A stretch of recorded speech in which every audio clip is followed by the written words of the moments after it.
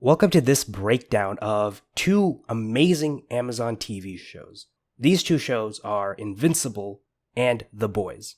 Now, a quick disclaimer. I really am not a fan of the superhero genre. I feel like a lot of these tropes have been overdone. I feel like I'm watching the same story again and again and again. They're fun, no doubt about it. Marvel movies, DC movies, they do well. They're fun to watch, they're entertaining, they have beautiful fight scenes. But their thematic exploration really is shallow. And one of the reasons why is because they never go deeper in analyzing the problems that they fix. It's very easy to create a villain, a supervillain, who's the root of all problems. And that's great because that's an easy target to defeat. Real world problems are much more complicated. They're much more difficult to defeat. Which is why I love it when there are superhero shows or movies or comics that explore the real world problems and how superheroes either fail to solve the problem or contribute to it. Of these two shows, the first I'm going to look at is Invincible. Now, Invincible is an animated show, beautiful. I recommend everyone watch. It's very fun. I think that it's the more fun of the two shows. I don't think it's as deep thematically, or it doesn't have as compelling of a message, or as intellectual of one. But it's a really fun show, very easy to get into, and very easy to enjoy. Now, let's talk about about Invincible. Because Invincible, I think, is the perfect breakdown of fascism. Well, let me explain what fascism is. Fascism is a hyper-right-wing political identity, or a hyper-right-wing political movement that cares about creating a strong centralized state where there's a almost ethno-state like centralization and homogenization of culture. Everyone lives to serve the state, and generally there's a big importance of protecting yourself, and your experience is protecting the state. There's an interlining narrative between the individual and the state. Your job is to be part of an empire. It's a very collectivist idea. You're doing this for nothing. Being a part of the empire will make Earth better than it ever was. And what if they resist? That's why we're here. To keep them from resisting. To show them how wrong they are. How pointless it is. That they can be a part of something bigger. Or die. Fascism is very collectivist. You are part of something much greater. In this case, it's a state, it's a culture, it's an identity. And it's your job to make sure that identity is as strong and capable as possible. You serve a broader, greater purpose. And you must be vigilant against any threats to that greater purpose, and you should not be distracted. That's generally what fascism hopes to accomplish. And I think Invincible is the perfect way to analyze that, because you do have a fascist. His name is Nolan, aka Omni-Man. He's part of the Viltrumite Empire. From the beginning, he tells everyone, I was sent here to help developing planets become more successful, more independent, more prosperous. My job is to be a peacekeeper. I do service to the world, to the galaxy, and I make everywhere I go better. That's just a cover. According to him, what he's saying is entirely true, because the way he makes people better, makes societies and planets better, is by integrating them into the Viltrumite Empire. He gives the same exact speech to his son. Spoilers ahead. His son wonders, why is his dad so focused on this empire? Why is it so important? Well, his son Mark Grayson just doesn't understand why the empire is so important. So when Omni-Man is beating him bloody, he's telling him, I've seen you save people. I've seen you almost die to protect them. Maybe you were a Viltrumite when you came to Earth, but you've changed. You were happy here. Sure, I was happy. For a time. But I'm loyal to Viltrum. Not this pathetic excuse for a civilization. you are going to outlive everyone you know. Everything you want is going to fall apart. Find something that is greater than you. And I think this is a very compelling moment in the scene, because I believe fascism is the eternal war on the human soul. There's a strong belief in a unifying culture that strong men, and sometimes women too, fix those problems, and the society is held together by the individual that serves something greater.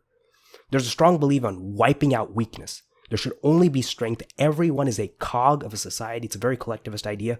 Everyone is a cog in a society, and the strongest cogs should be the only ones to inherit the privilege of serving a greater purpose. And they believe that might makes right. And they believe that their salvation isn't from anything intrinsic to them. There's no introspection. There's no self-actualization without that higher purpose. And it comes with a strong rejection of a lot of human impulses, such as the need to be vulnerable, the need for creativity, one thing that fascists hate is art. They absolutely hate art.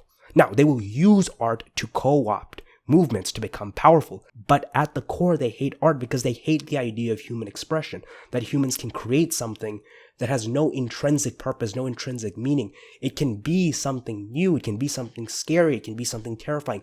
It can break our understanding of the world. And for that principal reason, a lot of fascists hate art. We can actually see that perfectly with Nolan when he went on to his son's baseball game, Sports or Art, and he's completely flabbergasted by what he views as a very futile gesture. This is a waste of everyone's time. There's so much more I could be doing right now. Go, Mark! Oh, you're gonna miss it. Why are we celebrating these children doing something so mundane? I come from a universe, I've seen the galaxy, I've seen black holes. Why is this baseball game so important? But here he sees the first glimpse of it. It's maybe something he's been robbed his entire 1,000-year-long lifespan. He sees something powerful from the perspective of someone who's completely weak. Look at Mark. Strike one. You and I, we made him. He's ours. When he feels joy, we feel joy. See that look on his face? How can you see that and not feel the same way? Strike two. As we get older, it's harder to feel that. The weight of the world, it bogs us down. He sees emotions, the raw excitement of winning, something that he has lost because he's always winning. And that triumph, that immediate spark of some genuine emotions, intimate emotions, that's just not something he knows how to process because he's been taught not to. But our children remind us of the joys in life. It brings us back, shows us what life is all about. This is humanity.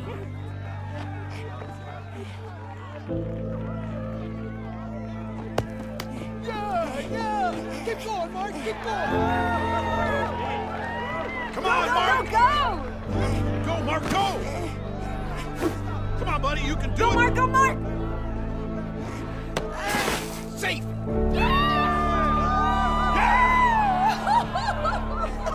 Did you see that? Did you see? Oh, that was amazing! Yeah. Yeah, I saw. And that is generally what fascism is. It is the denial of that. And this show does a great job slowly showing that Nolan is, well, you start off seeing him as like a regular person. You see him as a regular father. Oh, he's a travel blogger. Okay, he's a little detached because he's a little older and wiser. He's talking to everyone like he's a grown man. But then you slowly start seeing just how little he cares for the institutions, the systems, or everything that's there on planet Earth. He ultimately even says to Mark that his wife, Mark's mother, Debbie, is nothing more than a pet to him. And so we see that while he's slowly showing more and more of his personality, his grip on his fascistic upbringing is slowly loosening as he's experiencing more of the human experience. And this actually infuriates him. He's terrified that he doesn't want to be weak. He sees this through his son's Mark. He thinks that his son is weak, that he's not capable of standing up for the tasks that come as being a Viltrumite. And when push comes to shove, he believes that his son will falter because of his humanity, and he is afraid. He does care about his son, but he is in constant fear that the Viltrumites will not accept him, that he will never be enough. And so he proceeds to murder the Guardians of the Globe to set his plans into motion. Fascism is deeply emotional and it's driven by fear. The fear that if you are not strong, that if you're not part of the powerful, that you've not deserved everything, that you are going to be cast aside. That deep insecurity that you are worthless without a grander purpose is very intrinsic to the fascist upbringing. And he's very afraid because he lives that through his son. His son is young, vulnerable, and not as powerful. Even forces on Earth can defeat him. So he's seeing that and thinking, how do I make sure that my lineage survives? And ultimately he comes to the realization that he can't change his son. He can't beat the humanity out of him. And he decides to leave in season 1. I've read a little bit ahead in the story and I'm very excited to see where it's going, but I'm going to leave it right there. And this story tells something very powerful because Nolan understands humanity. And this is the first step for him, or breaking the grip that the fascist Viltrumite Empire has on him. Umberto Eco, famed historian, wrote the 14 points of fascism. Not all of them are applicable here, but there are some that are very important. One of them is the obsession with a grander purpose, salvation. If you are serving an empire, the Viltrumite Empire, your people, you're bringing your people on top, you're committing to the highest of causes. What you're doing is morally superior. And there are no gray areas. It is either might or weak. There is no ethical dilemma. There is no contemplation that needs to be had. There's no introspection that needs to be had. Either you are strong, you're doing what you're told, you're part of something greater, or you are a weakling. And as the Viltrumite Empire knows perfectly, weaklings need to be exterminated. And Invincible teaches us a lot about this. You can't really be happy in a fascist world. Nolan is forced to do this. He can't hold on to anything, any planet that he's visited, because he lives so long, everything he holds falls apart. He's scared to hold on to anything because he knows in the blink of an eye he loses everything. So that fear is ingrained and constantly pushes his crueler nature forward. And he's not happy. The few times he's happy, when he realizes that he's happy is when he's with the son, with a loving family, where there's something there. He knows it's fleeting. He knows that, and he's constantly conflicted because he knows that if I'm happy now, I'm just saving myself a heartbreak in the future. And he's so fucking scared, he cannot handle that. And this is the perfect thing. Fascism is an escape. It's idealistic. You are escaping the consequences of the world, the material world. You're thinking that if you devote all your time to this state, to this culture, to these people, that all of your problems will go away. It's delusional. It's running away from the human experience, running away from the ability to come to terms with our futility, our weaknesses. And fascism is anti-human. It's a war on the human soul. It's a rejection of everything, our loss, our grievances, our love, our passion, all that makes us human. Fascism seeks to eradicate and assimilate into one state. Now, while that is incredibly deep and something that we look into, I do think that it leaves a lot to be desired on how we accept the human experience. At least in season 1, season 2 or 3 could change that. At least in season 1, the show ended with Nolan just running away. And obviously it's teased that, okay, because Nolan ran away, other Viltrumites will be coming to Earth because Viltrumites never leave their post. They are loyal to a T. So there is something hinting there. There's a broader empire that we're going to deal with. And we're probably going to explore more into this. But this season didn't really come with a solution for how to deal with the human impulses. It said fascism is bad, and it does make a case that, okay, humanity is good. It never makes the explicit argument that at any point, fascism is something we can defeat. He just says, all right, there's a large, powerful force. All we can do is hope in creating a better world. We can just keep trying on the individual level to try to fix ourselves, to make sure we don't fall into that same rut. And I think if this show dedicated a little bit more time in healing, and maybe they'll do that in later seasons, if more time was dedicated to healing in later seasons, for example, we can create a strong conclusion to this and a more adequate rejection of fascism. Now, of the two shows, I genuinely love The Boys more. I think it's much more thematically complex. It's much more complicated. The story is way more compelling. It's a lot less predictable. And the stakes are much higher. The Boys is a cerebral show, and it deals with a much more complicated issue, which is a rejection of capitalism. More specifically, American neoliberal capitalism. And deals with a larger political problem of fixing the material world, where superheroes aren't a solution, or even a band-aid to a problem, they're the active problem. There's a bit of an issue. The first thing that we see in The Boys is the issue of alienation. Huey is not exactly, he's not engaged in work. He's working in a record store. He loves Billy Joel, he loves his music, but he's not achieving grander aspirations. He's kind of just stuck in one place in his life. And he doesn't really feel very fulfilled in the world around him.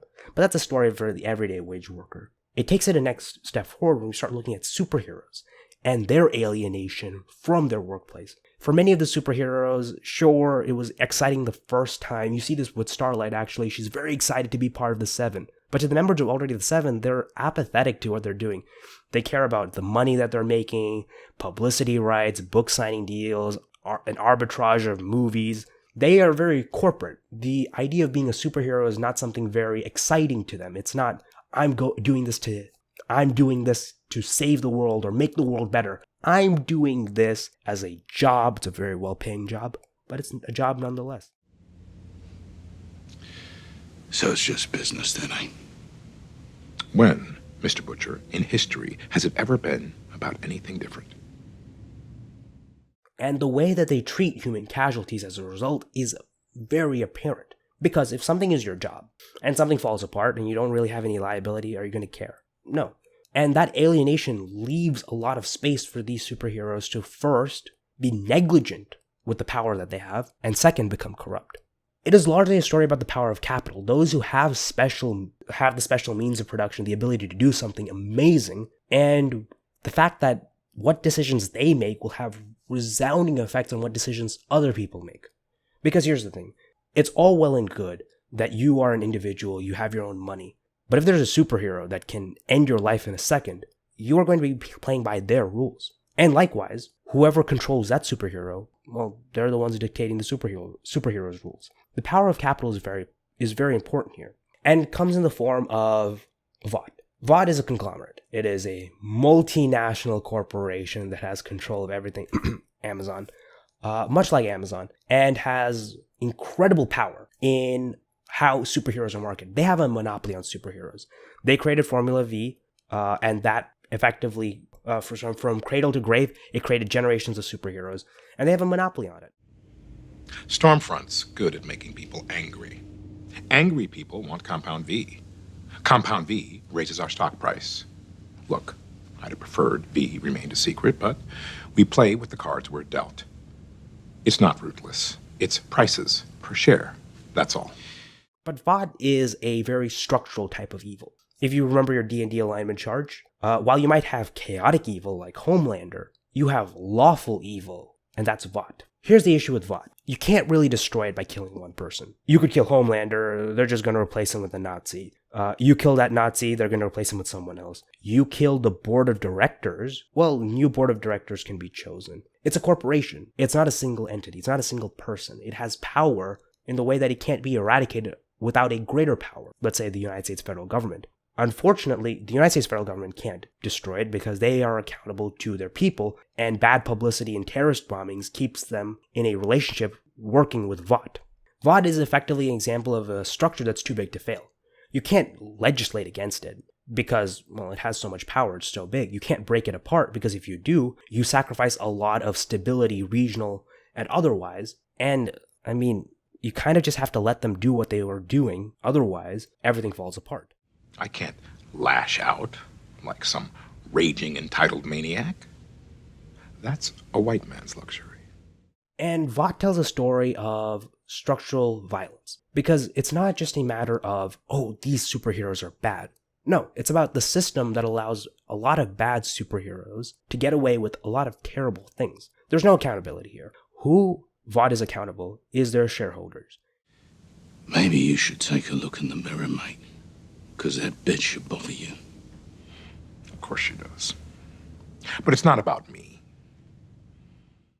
In finance, this is called the fiduciary responsibility. You have a responsibility to make the best financial decisions if you're in charge of a company, and you have to always keep the stakeholders' interests at heart. Meaning, if it's in the best heart of the stakeholder to cover up sexual harassment allegations a la Blizzard or Harvey Weinstein, you best do it. And that type of system, both top-down and bottom-up, makes it very, very difficult for change to happen, because anytime that there's change, there's disruption to the best interests of shareholders, and that means many people just do not have the institutional backing to change institutions. And that too big to fail mentality makes it very, very difficult to make decisions. And a lot of this has to do with agency. You could kill Stan Edgar. That's not going to change anything, because he's just going to be replaced with another CEO, maybe one less competent, but one who's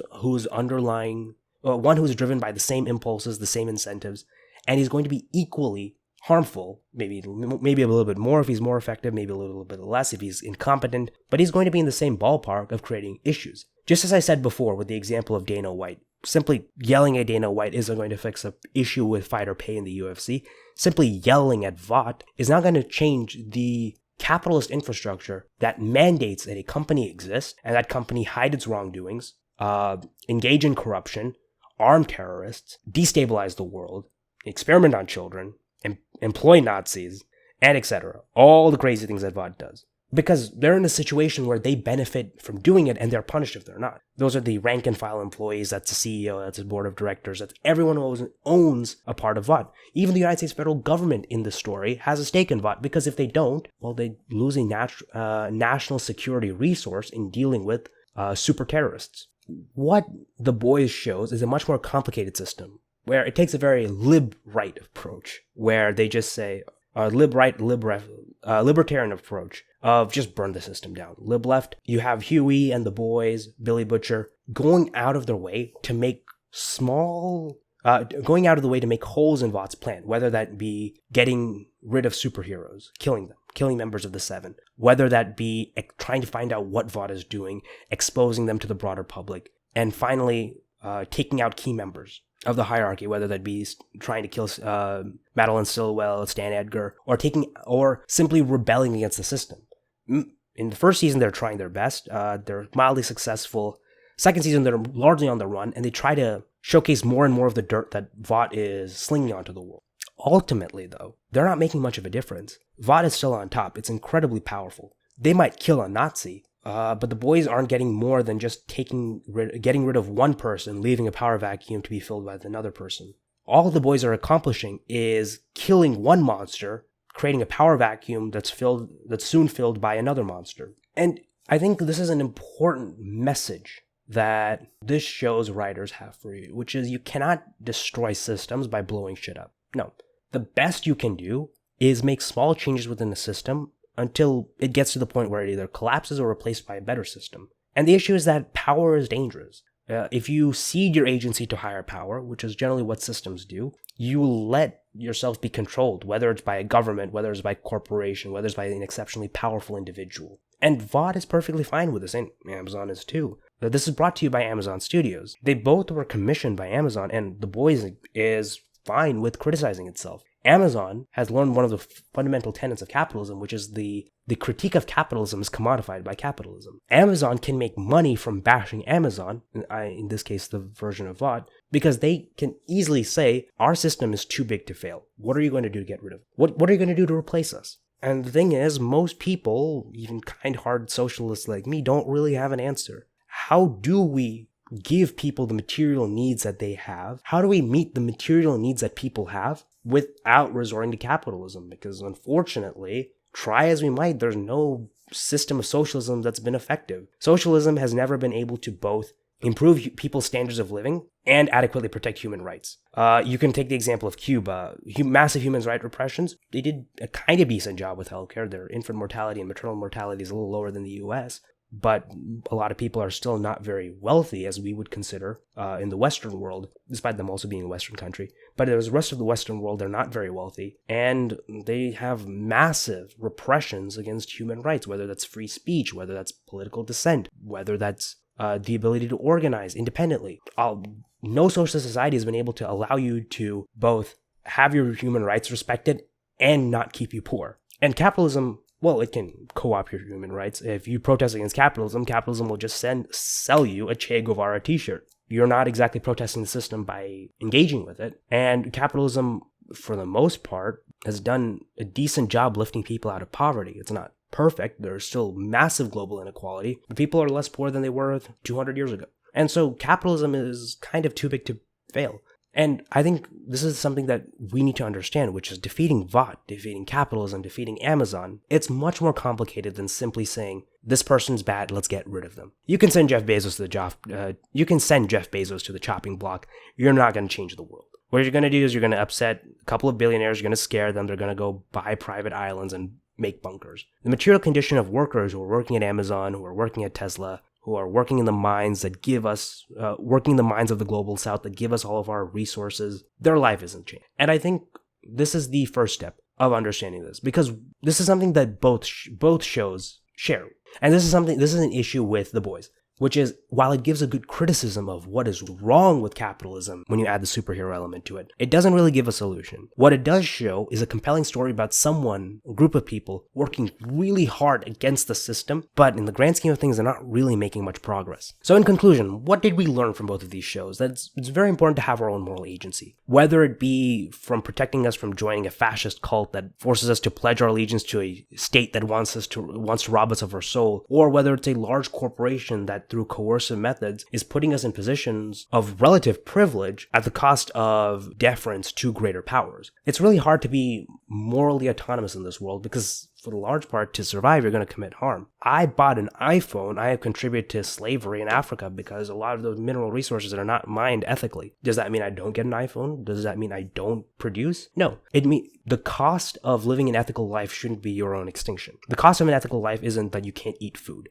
The cost of an ethical life isn't that you shouldn't be able to enjoy the luxuries of modernity. Living an ethical life just makes sure that the people who give us what we need are treated well. And that powerful people, when they do harmful things, they're held to account to reduce further harm in the future. And doing this is complicated. It takes a lot of systems. We're going to be playing a game where victory is measured in inches and defeat is measured in miles. And to do so, we have to come to the ugly truth that we're not going to be able to fix capitalism. Or at least not like this. Okay, what these shows show us is that when there are large harmful systems, whether it be capitalism or fascism, it's going to be very difficult to fix them. It takes a lot of work in order to dismantle systems. While fascism is at least a little easier to defeat on the individual level, because all it does is, all it takes to defeat fascism is to bring back the human soul. To defeat capitalism is going to be much more difficult. We should always be wary of large centers of power. I think that's the biggest takeaway from both of these shows. Be wary of power. Because when you have large concentrated power and you can't hold it accountable, you will be exploited. A person who is weak will be exploited. It's why children are easily exploited. Children have no power. They don't understand about the world.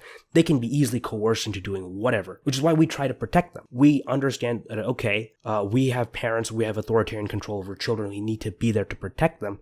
But even parents abuse their children. Anytime when there's a massive power imbalance, when there's massive centers of power, there is room for abuse to be done. The system going forward, the solution going forward is always ensure and encourage everyone to be morally free, take their agency in their own hands, and to try to move forward. We don't need to venerate powerful people. We don't need to venerate powerful systems. We can appreciate the things that they do for us. But by no means should we give away our authority. There's no such thing as a philosopher king who's going to save us. It's not going to be Omni-Man. It's not going to be Homelander. It's not going to be Jeff Bezos. There's no magic man who's going to save us, send us to space, help us colonize Mars, push humanity forward. No single man, woman too, hashtag feminism. No one is going to solve all of our problems. Our job is to work with each other and try to create the system for everyone to succeed. Create a system where no one is exploited. Create a system where people can be as free as possible. And both of these shows give us a wary understanding that superheroes are not going to fix our problems. We have to fix our problems. And while they don't really give a lot of good solutions that we can use in the real world, they're at least pointing the right directions and giving us the tools to analyze power. I would give both of these shows a rating. On a scale from 1 to 10, I'm going to give Invincible a solid 7.5. It's fun, engaging, it has a strong message, it falls short on broader understandings of humanity and broader understandings of systems. Actually, I think I'm going to give The Boys a 9. It's a very good show, amazing cast, amazing performance. Also, Invincible also had an amazing voice acting team. Horrible CGI though. Amazon had invested a lot of money into this, and they have amazing talent, amazing acting, and the storytelling is incredibly compelling. There are some issues. Some beats are not properly followed through on, and they don't really give us a solution for how to deal with the massive systems that they have. But overall, I think both of these shows are very good. If you haven't watched them, please watch them. I know these spoilers don't make your life any easier, but I encourage you to watch them and to start taking a critical look of what are they trying to tell us about society and what expectations we have of superheroes. The best superhero stories don't tell us about what superheroes are doing, but what society does in the face of superheroes. And I think you should take that away with you. I think that should be the big takeaway for all of my listeners.